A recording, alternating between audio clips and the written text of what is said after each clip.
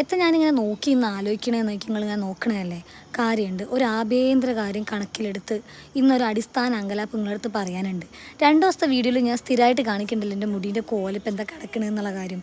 താഴത്തോട്ട് നല്ല വളർന്ന് അമിതമായിട്ട് പിളർന്ന് കിടക്കുന്നുണ്ട്. ആകെപ്പാടെ മൊത്തത്തിലൊരു രസമില്ലാണ്ട് അയക്കണം എൻ്റെ മുടി മൊത്തത്തിൽ. അപ്പം ഞാൻ വിചാരിച്ചത് വെട്ടിയാലേ മീന്തൊക്കെ ഒരു ഭംഗി ഉണ്ടാവുള്ളൂ.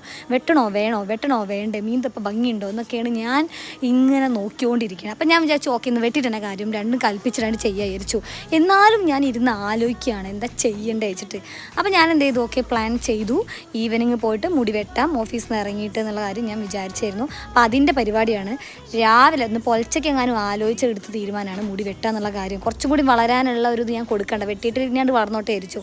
ഞാൻ ഇതുകൊണ്ട് വെട്ടി വന്നു കഴിഞ്ഞപ്പോൾ എൻ്റെ ഭഗവതികളെ എൻ്റെ കണ്ണിന്നൊരു തിളങ്ങുന്ന ഒരു തിളക്കം നിങ്ങൾക്ക് കാണാൻ പറ്റുന്നുണ്ടോ എന്ന് അറിയില്ല. ഞാൻ വിചാരിച്ചു എന്താ എനിക്ക് നേരത്തെ ചെയ്യാൻ തോന്നാതിരുന്നതെന്നാണ് ഞാൻ ആലോചിച്ചത്. എനിക്ക് അത്ര ഇഷ്ടമായി.